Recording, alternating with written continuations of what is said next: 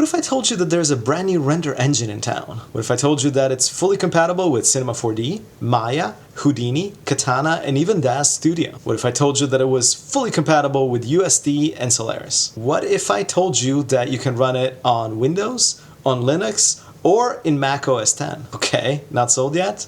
What if I told you that it was free?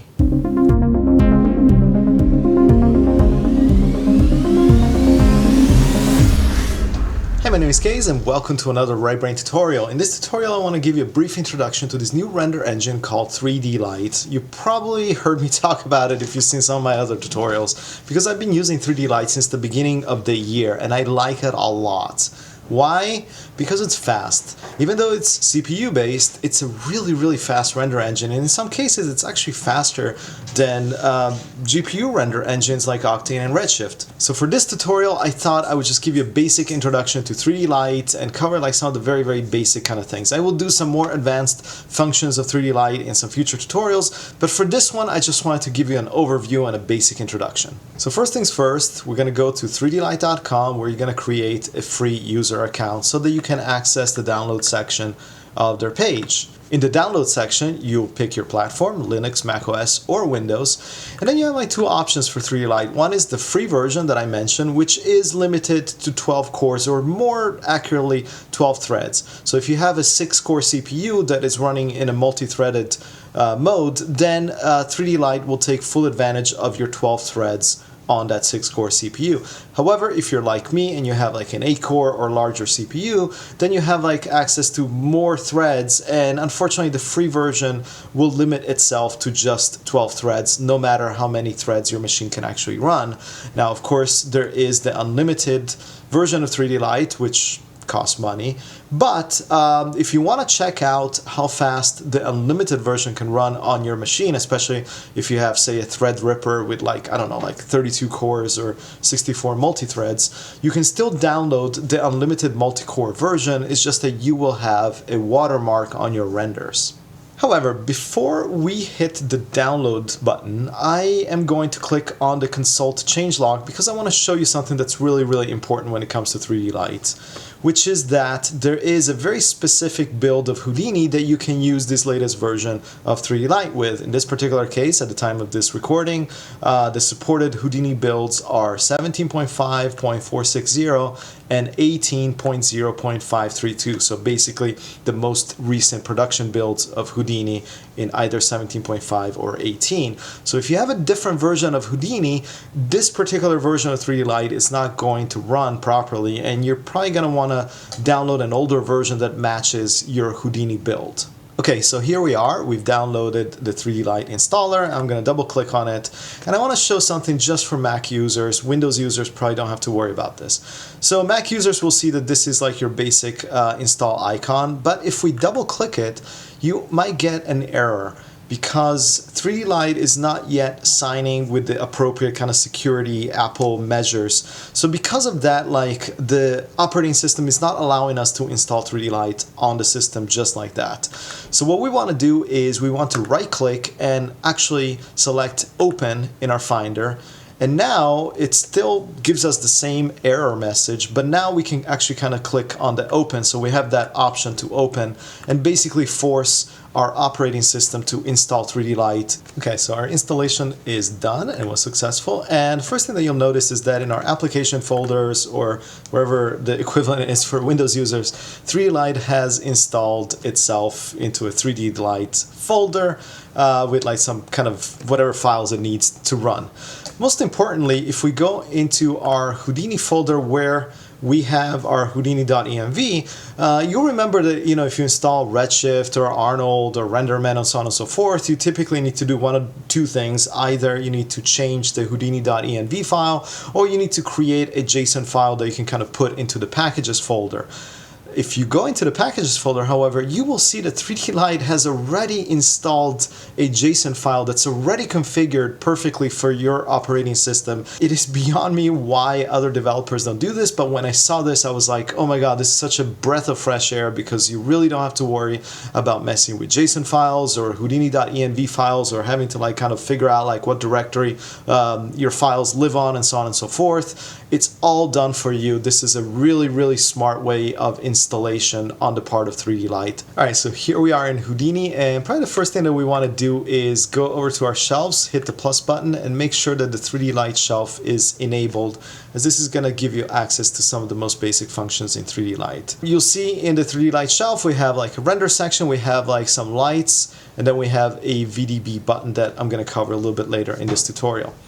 So let's get started. Let's render something. So we need some geometry, so I'm just going to create a grid, and I'm going to double click in it, and I'm just going to give it some normals, and I'm going to give it some UVs. I'm going to use a UV project for this.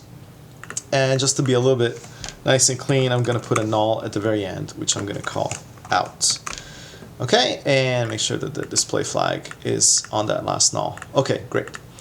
So we have some geometry, and now what we need to do is let's create some lights. So I'm just going to go and click on the environment light on 3Delight, and this is going to create a basic environment light. This is great for if you want to use, say, like an HDRI, which is exactly what I want to do for this example. So I'm just going to click on this guy, and I'm going to go under the light tab, and where it says environment map, navigate to my handy dandy HDRI haven. I'm just going to pick a basic cloudy day HDRI that I like for this kind of stuff. Okay, if you don't want to see the HDRI in the background, you can simply uncheck this button and it will go away. So that makes the viewport a little bit cleaner looking. Okay, so we have a grid, we have an environment light. What else do we need? We need a camera. So let's just go here and click and select new camera. I'm just gonna click the lock key here so we can kind of reframe and you know, just kind of like set our camera where we want it. Now what we need is a basic material. So we're going to go to our material context, and I'm just going to right click, and you'll see right here at the very top that there's a 3Delight section. So let's create a material builder. This is going to allow us to keep everything nice and tidy inside a subnetwork, and you can call this I don't know, let's call it ground for now. And I'm going to dive right into it, and you'll see right away that there's a node that was already created inside our material builder, which is called a DL terminal. This is the equivalent of an output node, and that's what you should kind of consider it. Like, so everything is going to eventually plug into this guy right here. So the next node that we're going to create is called a principled node. Okay, basically has like all of the standard PBR principled sort of functions and inputs and selections that you would expect in most renderers.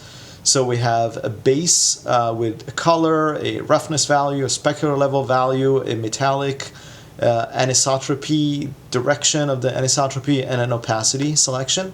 Then we have a coating, so that let's say if you have like a car paint and then you have like a clear coat, this is where this would come in handy. We have some subsurface scattering values. Right now the weight is set to 0, which means 0 subsurface scattering. We have an incandescence setting with an intensity and a color. And we have a bump normal displacement map, which we'll cover in just a little bit. And last but not least, we do have an Opengl that can help with setting at least like some of the basic color, emission, metallic, and so on and so forth to match in the Houdini viewport. However, I typically tend not to worry about this last tab at all. So first thing we want to do is plug our out color to the surface input of our terminal. So the first thing that I like to do is to select some really obnoxious color, say like something like lime green, just to know that my color is being correctly applied to my geometry, and it's an easy way to kind of find out when you launch the render view. So I'm going to click onto my grid, and I want to make sure that in the render tab here I have my ground material assigned. So now that we've done that, we can click on the render button, and the render button is going to launch this viewer. 3Delight refers to it as the 3Delight display or iDisplay in some cases, and you have some interesting kind of things going on here. So actually, let me open it to its full glory. So what you have is a series of thumbnails. So every time that you hit render, let's change the camera angle a little bit here in my viewport, say like something like this, and I'm going to hit render again. It's going to generate a brand new thumbnail, okay? This is really useful when you want to contrast and compare different settings and even like camera angles. We have a drop-down menu, which right now is not really enabled, and this is where you would go to see all of the different AOVs that you might be rendering. So right now, since we only have our beauty pass being rendered, only RGBA is selected and there's no drop-down functionality. However, if I was rendering multiple AOVs, like say like the Z channel or Cryptomat or my reflection or diffuse pass and so on and so forth, I would be able to select it with this drop-down menu, so I can kind of look exactly at the AOV that I'm interested in checking out. We have some information here, such as like the estimated rendering time, how many cores it's using. In this case, it's using like 16 cores. How much memory it's using, how much the texture cache is taking up, and then there's some additional stats here if you're really curious to know how much time is being spent on sampling, ray trace, and so on and so forth, as well as how many rays your scene is taking up to render. Okay, so we probably want to do something a little more fun than just a lime green grid. So let's put this guy out of the way for right now, and let's dive back into our material builder node that we created. And what we probably want to do is maybe bring in some textures. So the way you do that in 3Delight, I'm just going to right click and type texture, and this gives me a texture node. So the texture node in 3Delight is exactly how you would bring in outside textures. All right, so let's bring in some textures. I have this destructed floor material. Let's start with the color. I'm just going to bring in this color or albedo texture as the first thing that we do. So I'm just going to click open. I'm just going to call this albedo. And I'm going to plug this out color into our color input of our principal nodes. Okay? So now if I hit render again and I bring our IPR, you'll see that we have our texture correctly mapped to the surface of our grid. All right, let's keep going. What else do we have? I'm just going to create another texture node, and let's navigate here. And what we have here is we have some AO, ambient occlusion. We have like a bump. We have a depth map, which is the same as a displacement or height map. We have some glossiness. We have high glossiness. We have a normal map. And we have a roughness. Let's bring in the roughness next. So I'm just going to click open on this guy. And I'm going to call this roughness. And we have like a couple of options, but what I like to do is, I don't know if you can kind of see, but like, you know, the color has this green, you know, color to the input, and the roughness and other ones have a little bit of a slightly different color, which is a little bit more teal. Hopefully you can kind of see it on YouTube. What this means is that it's actually not getting any RGB information, but it's actually getting some float values, which are typically grayscale. So what we can do in our roughness, you can kind of see that the roughness also has this out color, which is this green little circle, and then it has this more teal circles for the individual channels. So in this particular case, we're dealing with a grayscale image, so it doesn't really matter if it's red, green, or blue, but what I prefer to do is just go from my red color R output into the roughness input. And if I hit my render, now we can see that we have some roughness. So this is the before with just the albedo, and this is after with some roughness applied. All right, let's keep going. So what else do we have? Let's bring in another texture node, and let's navigate and find what else this gives us. So we have a gloss channel and a high gloss channel. I'm not really going to worry about it right now, also because I don't think I need them, but we do have a normal map or a bump map. So I'll show you like how to use the normal maps or the bump maps. Basically what you do is, let's start with the bump map. I'm just going to click open here. I'm just going to call this bump. And basically what we want to do is we want to like open this arrow right here that says bump normal displacement, because this guy has our different inputs, and don't let this confuse you. Normally you're just going to want to use this displacement normal bump value. So I'm just going to go from the out color into here, and that should be all that I really need, except there's another step that I need to do. I need to navigate in my principled node. I need to navigate to the bump normal displacement map and make sure that this is set to whatever type of displacement bump or normal map that I'm using. So in this case I'm using a bump map, so it's set for bump. And I'm just going to pump up like the intensity value here to about like 10. I'm going to exaggerate a little bit just because of the fact that I've used this texture before and I know that the bump map is a little too soft to kind of see it. So I'm just going to click render one more time so that we can kind of see the effect of our bump map. And once again, I don't know if you can really see it on YouTube, but you know, it just gives us a little bit more kind of depth detail, I guess. And we could be using like a normal map, and for the normal map you would do exactly the same thing. You would like use the normal map right here, which is what this looks like. And we would just kind of need to change this to normal, and it gives you two options, DirectX or OpenGL. Let's try like OpenGL. And I'm just going to actually put the intensity fairly low on this one, because once again, I know that for this particular material, the normal doesn't really need to be that crazy. So we have like some normals. Once again, it's a little hard to see because it's pretty subtle. Where 3Delight, however, really shines is with displacement maps. And the reason why is because the displacement is happening at render time. All the extra tessellation that's needed for displacement, it's happening at render time, and it's really fast. You don't have to like select any extra checkboxes or anything like that in your geometry. You don't have to have a crazy amount of polygons. 3Delight will do all the hard work for you in the background, and it will do it really quickly. So let me show you how a displacement map would work. I'm just gonna once again create a brand new texture. I'm gonna call this displacement, and I'm going to this time navigate over to what this particular creator of this texture is calling a depth map, and as I said, some other people might call a height map, or some people might refer to it as a displacement map. Alright, so with the displacement map open, we can just plug the out color to the displacement normal input bump value right here. And once again, we need to go into our principled node and make sure that this guy is actually matching whatever type of map we're using. And in this particular case, we have two options for displacement. One is with 0.0 centered and one is 0.5 centered.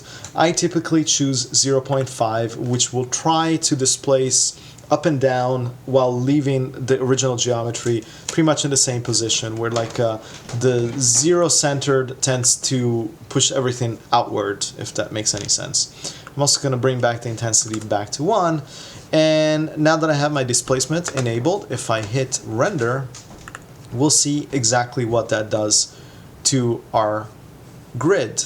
So now we actually have real geometry, and this is really the methodology that you want to use with a render like 3Delight. You typically want to avoid what are kind of known as cheats, such as bump maps or normal maps, and you want to go for like the one that is really going to alter your geometry, which is the displacement or height, or in this particular case, a depth map. Now, the way that you would increase or decrease the amount of displacement is by changing this intensity value. Right now it's set to 1, which is the default. However, if we say set to 10 and hit render, you'll see that now we're gonna get like some pretty crazy kind of amount of displacement. So you're gonna have to adjust this depending on your geometry and depending on the material that you're using so that it looks fairly normal. In my particular case, I think I'm gonna go with the 0.8, which is a little bit lower than the default, but feels like fairly natural for this particular texture set. Okay, so what we haven't really talked about yet is how do you render to disk with 3Delight, right? Because you know, by hitting this button, we can render into this display app. And of course, the display app does give you an option to export as JPEG if you want to, or you can kind of save the image as and then kind of pick really any type of image extension that you want. However, we want to be able to render properly and save to disk and not necessarily have to deal with having to save images from here. So how do we do that in 3Delight? Let's move over to our out context in Houdini, and we're going to highlight the 3Delight ROP that was created automatically when we hit this button. If this guy is not here, let me delete it for right now. Just hitting this ROP with the plus button will bring it up. So this is where we have all of our quality settings, and this is where we can tell 3Delight where to save to disk. So let's take a quick look at what we're dealing with here. Like, we have our render button. We have like a render mode that we can pick between render or Ipr render. We do have some other export to file, export standing, and so on and so forth. I'm not going to really touch on these as they tend to be a little bit more advanced. So for the sake of this basics tutorial, I'm just going to stick to these two options. Render is what you would have for your proper render. So when we're rendering even to the display app, we would just kind of put it into this render mode. However, if you want to have an interactive display, if you want to have an IPR that reacts to how you move the camera, then we would change this to Ipr Render, which is roughly the same as hitting this button here on our display. So now if I hit render, highlighting like the rightmost thumbnail so that we know that this is where we are, now you'll notice that if I move my camera around, our IPR will react properly. So, so this is how you enable the interactive IPR portion of 3Delight. I'm just going to put this back to proper render. And we have like some tabs here at the bottom, and one of the things where 3Delight really shines is how simple it is to set it up, because it really doesn't have that many settings at all. It primarily really has these three settings, which is the shading samples, the pixel samples, and the volume samples. Volume samples obviously is something that you would adjust if we're dealing with volumes, which right now we're not. And that leaves really like only two settings to worry about, the shading samples and the pixel samples. So let me explain to you when you would want to increase these values, because obviously a larger value is going to give you more rays and ultimately a better quality. So if you're making a render and you're noticing that you're getting like some noise, particularly in the shadows, and you know some portions of your image are kind of like a little too noisy for your liking, then you can go ahead and increase the shading samples. Now, where the pixel samples comes in handy is if you have motion blur, if you have shallow depth of field in your image, or if you have really teeny tiny details. In that case, you might want to increase the pixel samples. Once again, just take a look at the amount of noise, and if you find it acceptable, then you're fine with the default settings. However, if you want to have a little bit more resolution, a little less noise in your blurriness, or if you have some teeny tiny details in your scene that are like barely like 1 pixel wide, then you might want to increase this pixel samples. We also have a motion blur checkbox here, so if you have this enabled, if you have motion in your scene, it will result in motion blur. If you have this disabled, it will actually disable the motion blur in your render. And then you have like some additional kind of fine-tuning options here. Honestly, I tend to leave this at default. Then we have another tab with scene elements. This is where you'll find the camera, and if you want to add fog to your scene, you can add an atmosphere node. Once again, probably something that I'm going to touch upon in a future tutorial on 3Delight. Moving right on down, we have the image layers. So this is really where most of the magic happens when it comes to rendering in 3Delight. What we have here, first of all, I'm going to start at the bottom and kind of work my way up to the top, actually.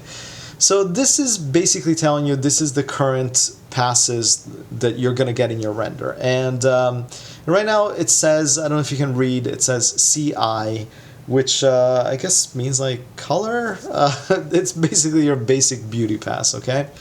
So if you want to add some additional AOVs here, you will click on this add button, and now you have access to a whole bunch of AOVs. As I said, CI is your basic beauty pass, then you have a diffuse pass, both direct and indirect. You have subsurface scattering, you have reflection, you have refraction, volume scattering, incandescence, Z-depth, blah, blah, blah, blah, blah, and on and on. These are pretty standard AOVs, so if you want to enable, say, you want to have a separate pass for your diffuse, you would enable this guy. If you want to have a separate pass for your Z-depth, you would enable this guy and click OK, and you can see that now these are displayed in the various layers that are going to be exported with the render. Now you might notice that we have a D, an F, and a G, and what are these and what do they mean? Well, D simply means display, the 3Delight display. So if you have this enabled, that means that this particular pass is going to be enabled into our 3Delight display app. So if you have this unchecked, then it's actually not going to render in the 3Delight display. So if you want to see what you're doing, make sure that this D is checked. F simply means file. So do we want this to be saved to a file or not? Once again, if it's checked, that means that it's actually saving it to the file. And if it's unchecked, it's not going to save it to the file, even if you have everything else set up to render properly and save to disk. So make sure that you remember these settings because they're pretty important in 3Delight and surprisingly a little bit less intuitive than one would expect from, considering how intuitive the rest of 3Delight is.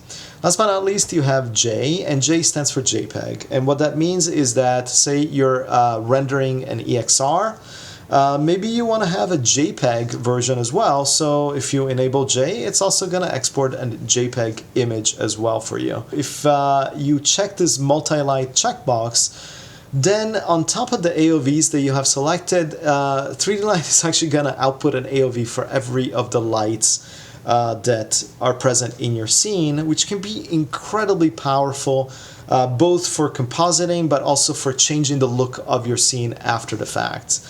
Unfortunately, it does give you like a lot of layers, especially if you have a lot of lights. So tread lightly with this guy, because if you really want multi-light enabled and you have, say, like 10 or 15 lights, you're gonna have that many different layers in your final render.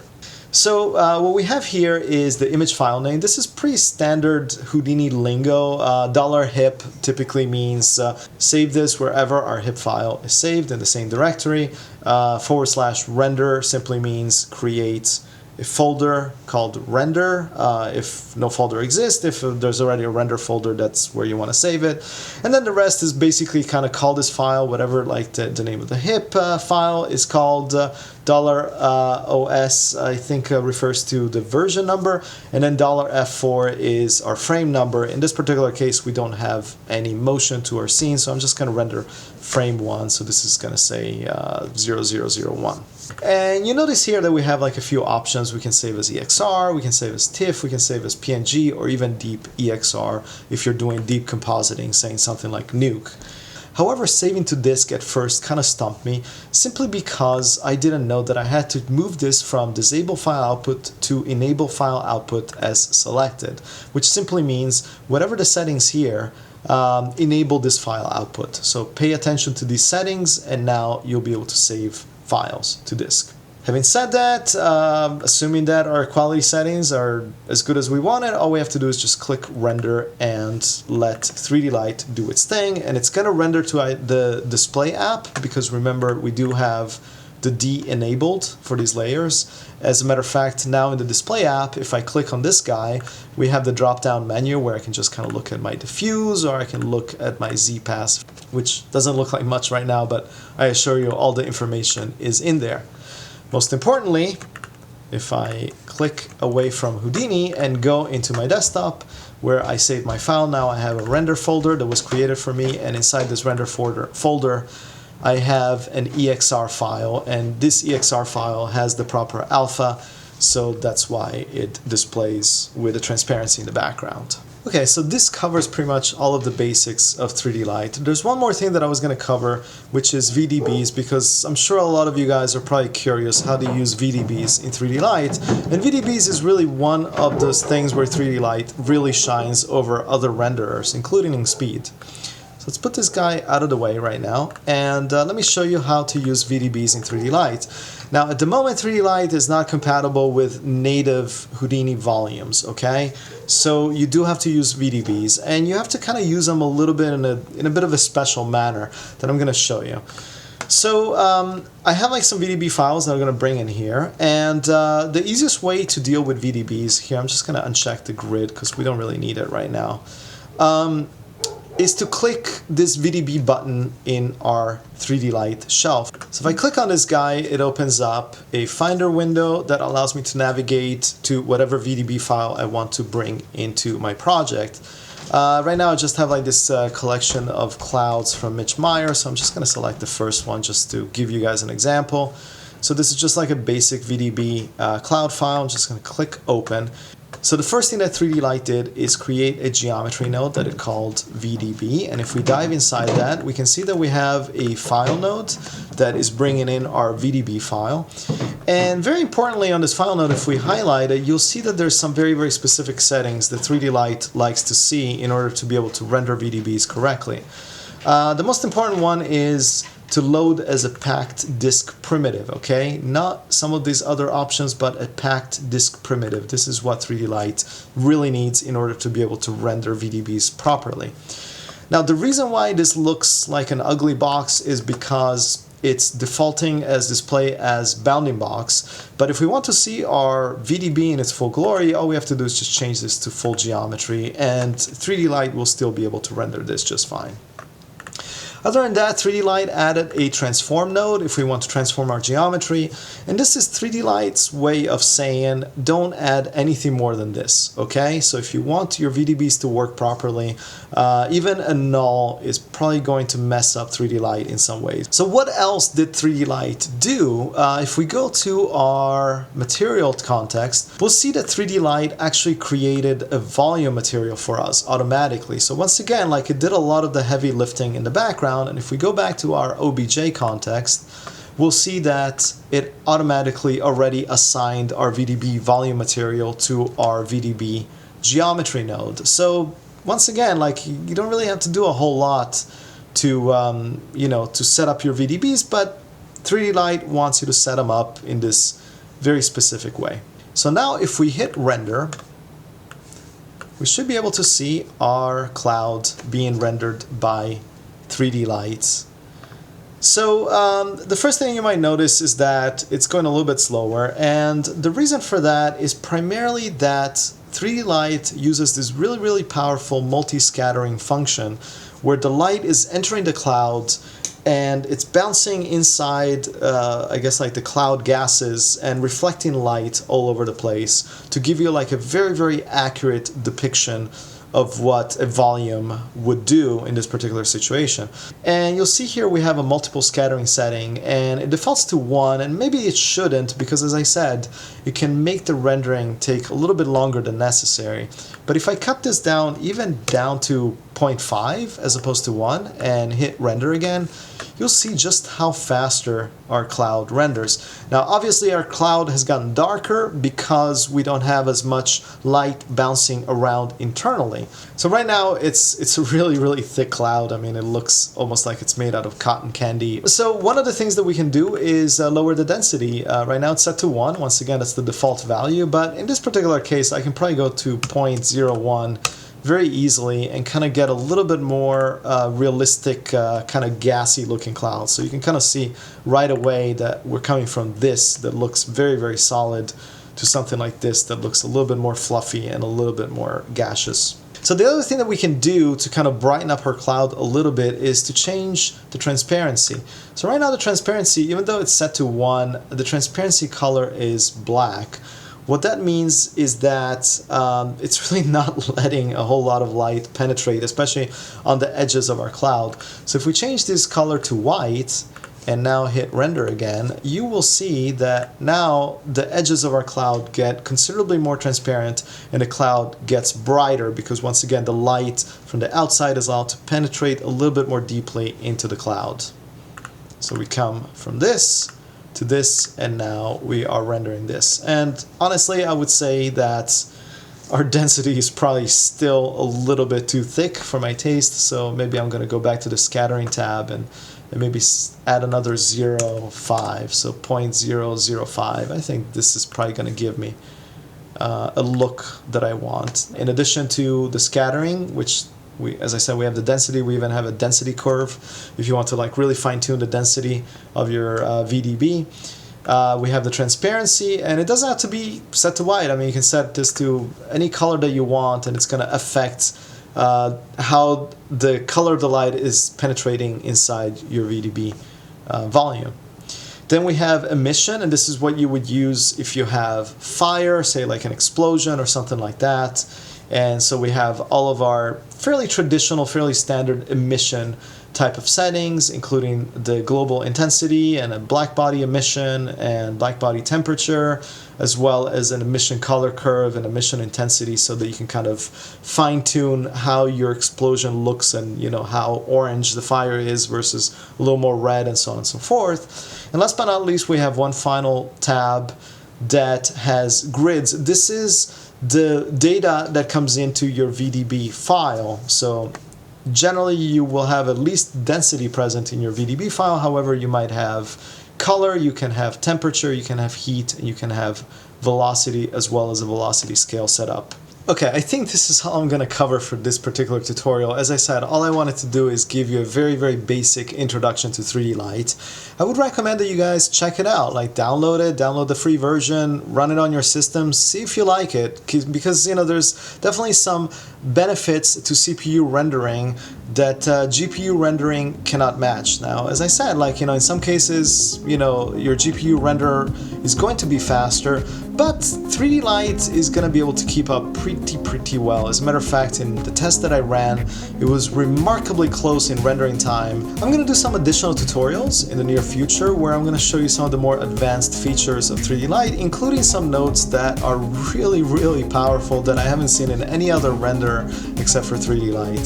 So, you know, keep an eye out for those, and in the meantime, thank you so much for watching. Subscribe if you haven't done so, like somewhere around here. There's like a circle somewhere around here.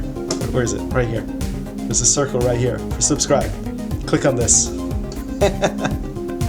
Anyway, thank you for watching, and see you next time.